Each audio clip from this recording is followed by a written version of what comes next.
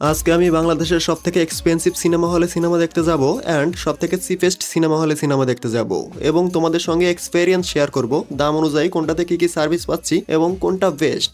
প্রথমে শুরু করছি বসুন্ধরা সিটি শপিং কমপ্লেক্সের স্টার সিনেপ্লেক্স দিয়ে। সিনেমা দেখতে হলে আমাদের যেতে হবে লিফট দিয়ে 8 ফ্লোরে এবং স্টার সিনেপ্লেক্সই বাংলাদেশের সবথেকে এক্সপেন্সিভ সিনেমা হলগুলোর ভিতরের একটা।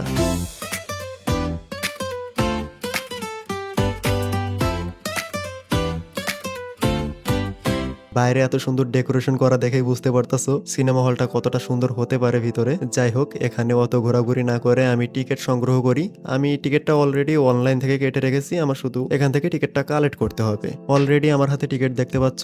আমি মূলত দুইটা শো দেখবো, একটা দেখবো সেমি রিক্লাইনার সিটে এবং আরেকটা প্রিমিয়াম সিটে। বাংলাদেশে এই দুইটাই অ্যাভেলেবল আছে, প্রিমিয়াম এবং তার থেকে একটু উন্নত মানের সিট হচ্ছে সেমি রিক্লাইনার। আর মূলত আমাদের ঢুকতে দেবে মুভি শুরু হওয়ার 20 মিনিট আগে, সেজন্য আমি বাইরে এগুলা ঘোরাঘুরি করে দেখতেছিলাম এবং বসে বসে ওয়েট করতেছিলাম যে কখন আমাদের ঢুকতে দেবে। জায়গাটাও কিন্তু অনেক বেশি সুন্দর। অলরেডি অপেক্ষা করতে করতে মুভি শুরু হওয়ার 20 মিনিট আগে আমরা ঢোকার জন্য সিরিয়াল দিয়ে দিয়েছি, বিকজ আমার ফার্স্টে ঢুকতে হবে। ভিতরে গিয়ে তো আবার ভিডিও করা লাগবে, যেহেতু ভিডিও বানাবো সেজন্য অনেক আগে থেকেই এসে পড়েছিলাম। দেখতে পাচ্ছ আমার টিকিট নিয়ে দেখে আমাকে চেক টেক করে ভিতরে ঢুকতে দিল। এটা হচ্ছে ভিতরের লবিটা, এটাও অনেক সুন্দর ডেকোরেট করা।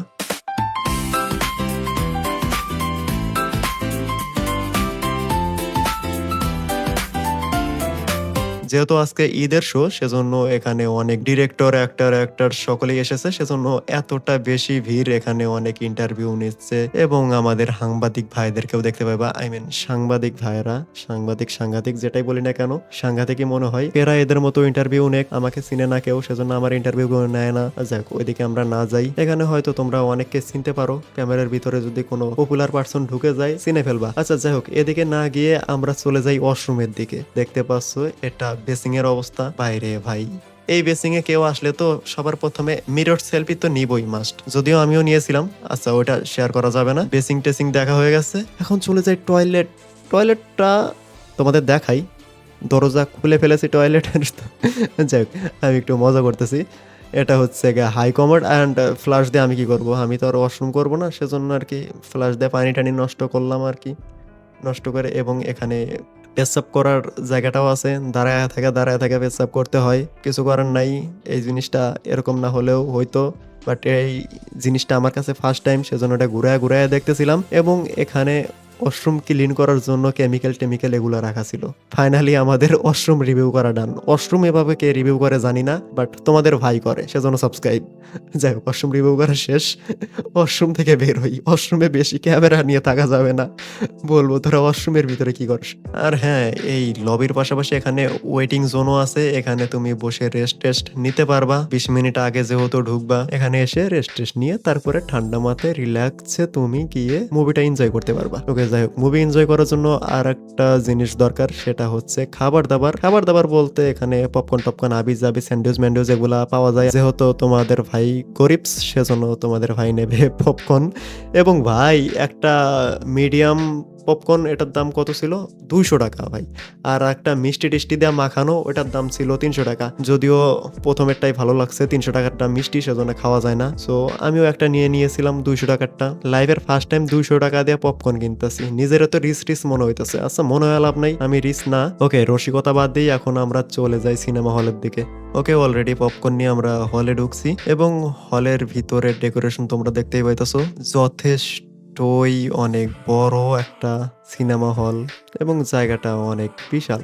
বাংলাদেশে যেহেতু সব থেকে উন্নত মানের সিনেমা হল, এর থেকে উন্নত নাই বাংলাদেশে। বাইরের কান্ট্রির সঙ্গে তুলনা করো না, বাংলাদেশে এটাই বেস্ট এবং যথেষ্ট পরিমাণ ভালো। এবং আমি ফার্স্ট শোটাই দেখবো সেমি রিক্লাইনার সিটে এবং সিটগুলো মোটামুটি ভালো ছিল। বাট আমি বলবো না 600 টাকা অনুযায়ী সিটটা অতটাও বিকজ আমাদের সিটের ফিচার্স যাই হোক না কেন, মানে শুয়া টুয়া থাকা যায় সেটা ভালো, কিন্তু সিটের পজিশনটা ভালো জায়গায় ছিল না। আর একটু উপরের দিক হলে আর একটু বেটার ছিল। আর হ্যাঁ, তোমাদের তো আমি টিকিটের দামই বলি নাই, ঈদের জন্য একটু বেশি দাম নিতেছে। সেমি রিক্লাইনার সিট এটা নিতেছে 600 টাকা এবং প্রিমিয়াম সিট সেটা নিতেছে 500 টাকা। এবং আমি দুইটাই এক্সপিরিয়েন্স তোমাদের সঙ্গে শেয়ার করব। প্রথমে তো সেমি রিক্লাইনার সিট নিয়েছিলাম এবং এটা মোটামুটি ভালো ছিল, শুয়ে থেকে সুন্দরভাবে মুভিটা উপভোগ করা যায় এবং ভালো লাগে। কিন্তু আমার একটা জায়গায় খারাপ লাগছে, সিটটা একটু মাঝ বরাবর হলে ভালো হতো। যেহেতু সেমি রিক্লাইনার সিট, আমি উন্নত মানের সিট নিতেছি, কিন্তু সেক্ষেত্রে আমার সিটের পজিশনটা একটু নিচ দিক। দেখতে পাইতেছো আমরা বন্ধুরা সবাই মিলে পপকর্ন খাইতে খাইতে মুভিটা উপভোগ করতেছিলাম। কিরে ভাই, ওরা কি বয়ফ্রেন্ড গার্লফ্রেন্ড হয়ে গেছে নাকি, একজন আরেকজনকে খাওয়াইতেছে? যাই হোক, এভাবে আমাদের মুভি শেষ হয়ে যায় এবং আমরাও এভাবে সিরিয়াল ধরে আবার বাইর হতে থাকি। এবং বাইর হওয়ার সময় আমার যে ফ্রেন্ড ক্যামেরা করতেছিল ও সাংবাদিক মশাইদের কি বলে শুনো। এই যে একটা লাভ অনুষ্ঠান বাজে দিয়া এই যে পুরাটা স্টিং ইয়া ভাই, আমি কিছু বললাম না, ভালো ছবি দেখলাম, ভালো লাগলো না। আর এটা হচ্ছে বাংলাদেশের সব থেকে সস্তা সিনেমা হলগুলোর ভিতরের একটা অবস্থা, দেখেই বুঝতেছো মনে হচ্ছে একটা পরিত্যক্ত বাড়ি। আর এই হলটা অবস্থিত বগুড়া জেলার ধুনট থানায় এবং ধুনট বাজারেই এই হলটা। আর এই ভিডিওটা করে দিয়েছে আমার ফ্রেন্ড, সেজন্য ক্যামেরা ওর অভিজ্ঞতা নেই, অতটা ভালো হচ্ছে না, বাট যতটুকু করেছো তার জন্য তোকে অনেক অনেক ধন্যবাদ বন্ধু সোহাইব। যাই হোক, আর এটা হচ্ছে এখানকার টিকিট কাউন্টার, দেখতে পাইতেছো কি একটা অবস্থা। আর ঈদের জন্য টিকিট নেওয়া একটা সিন্ডিকেট চলতেছে, যেখানে সাধারণত টিকিটের দাম থাকে 100 টাকা এবং নিচে থাকে 70-80 টাকা। এখানে নিচে হয়ে গেছে 150 টাকা এবং উপরের টিকিটের দাম হচ্ছে 200 টাকা। ভাই রে ভাই, কি বলবো, ঈদ আসলে যে কি একটা সিন্ডিকেট শুরু হয়ে যায় বাংলাদেশে। এই হন্টেড হাউসের মতো একটা হল, এই হলের টিকিটের দাম নাকি 200 টাকা। ওর থেকে সিনেপ্লেক্সই তো ভালো আছে, সেখানে 500 টাকা লাগে এবং জোস একটা জায়গা, এসি আছে। যাই হোক, যেহেতু সিনক্রেট চলতেছে, সেই সিনক্রেট মেনে নেই আমার বন্ধু এখানে 200 টাকা দিয়ে টিকিট ক্রয় করে, কি আর করার। বাট যেখানে তুমি বাকি সিনেপ্লেক্স গুলোতে বাইরে থেকে খাবার নিয়ে যেতে পারবা না, কিন্তু এখানে বিষয়টা একদমই উল্টো, তুমি বাইরে থেকে খাবার কিনে না নিয়ে গেলে খেতে পারবা না। হ্যাঁ, ভিতরে কোনো খাবার দাবারের ব্যবস্থা নেই, তোমার বাইরে থেকে খাবার কিনে নিয়ে যেতে হবে যদি খেতে চাও হলের ভিতরে। আর সিকিউরিটি, তার কথা তো না বললেই নয়, যেখানে অন্য হলে তুমি সিগারেট খেতে পারবে না, এখানে সিকিউরিটির হাতেই সিগারেট। এবং হলের ভিতরে দেখতে পাইতেছো ধূমপান নিষেধ লেখা, আমার ক্যামেরাম্যান বন্ধু সিগারেট হাতে নিয়ে ওটা দেখাইতেছে, তার মানে বুঝতেছো লেখাটা কতটা গ্রহণযোগ্যতা পাচ্ছে। যাই হোক, আর সিট মিট এগুলার অবস্থা তো না বললেই নয়, একদম ভাঙাচুরা, পুরো বলতে পারো পরিত্যক্ত একটা হন্টেড হাউস। এখানে যে কোন দুঃখে আমি আমার বন্ধুরে মুভি দেখতে পাঠাইছিলাম। আচ্ছা যাই হোক, এর আগেও আমি এই হলে মুভি দেখছিলাম, এই হলে মুভি দেখার পরে আমার মনে হয়েছিল এরকম একটা কম্পেয়ার ভিডিও বানানো যায়। আর হ্যাঁ, দেখছো কত কত সুবিধা, মুভি দেখার সময় তোমার যদি গলা টলা শুকায় যায়, এখানে ভিতরে আইসক্রিম চা এগুলা বিক্রি করতে আসে, সেখান থেকে সিম্পলি তুমি কিনে খেয়ে নিতে পারবা। কত সুবিধা, এক্সপেন্সিভের থেকে তো সস্তাটাই ভালো আছে, খাবার টাবার একদম ভিতরে এসে দিয়ে যায়। বাট ফ্যান ট্যানের অবস্থা বাজে, এসির কথা কেউ বইলো না, হন্টেড হাউসে কোনোদিনও এসি থাকে না, যেহেতু হন্টেড হাউস, সিট আছে এই বেশি, যদিও সিটও নাই। কি বলবো, এটার কথা বললে বলা শেষ হবে না। হ্যাঁ, এটাতে কিন্তু ওয়াশরুমও আছে, যদিও এই ওয়াশরুম দেখার পরে আর কারো ওয়াশরুম করার ইচ্ছা থাকবো না, বাট তোমাদের দেখাইলাম। তো ইয়াপ, এখন আমরা আবার চলে যাই স্টার সিনেপ্লেক্সের প্রিমিয়াম সিট কেমন সেটা দেখার জন্য, আর একটা শো দেখার জন্য আমরা আবারও লবিতে। এখন আবার সিরিয়াল ধরে আমাদের হলে ঢোকা লাগতেছে, বিকজ ওটা প্রথম শো ছিল, সেজন্য সকলে প্রথমবারের মতো ঢুকেছে, কিন্তু এখন সময় কম, সেজন্য সকলে সিরিয়াল ধরে ঢুকতেছে। কি আর করার, আমাদেরও এখন সিরিয়াল ধরে ঢোকা লাগবে। এই দেখো, সিরিয়াল ধরে ঢোকার সময় আমার ফ্রেন্ড আবারও দেখো সাংবাদিক মশাইদের কি বলে। ভাই আপনারা ভিডিও করেন কি লাগে?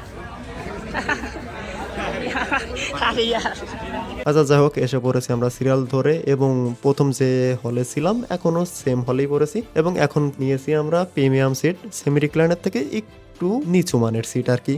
এখানে তুমি শুয়ে থেকে দেখতে পারবে না, বাট আমি বলবো যে তোমরা সেমি রিক্লাইনার না নিয়ে প্রিমিয়ামটা নেওয়াই বেস্ট হবে, বিকজ তুমি সেমি রিক্লাইনার নিলে পজিশনটা ভালো না, অ্যান্ড তুমি প্রিমিয়াম নিলে ভালো একটা পজিশন দেখে মাঝ বরাবর তুমি যদি নাও অনেক সুন্দরভাবে মুভিটাও উপভোগ করতে পারবা, শুধু শুয়ে থেকে দেখতে পারবে না, এটাই অসুবিধা। এছাড়া বাকি এর আগে তো হল টল দেখাইছি, সো সেমই।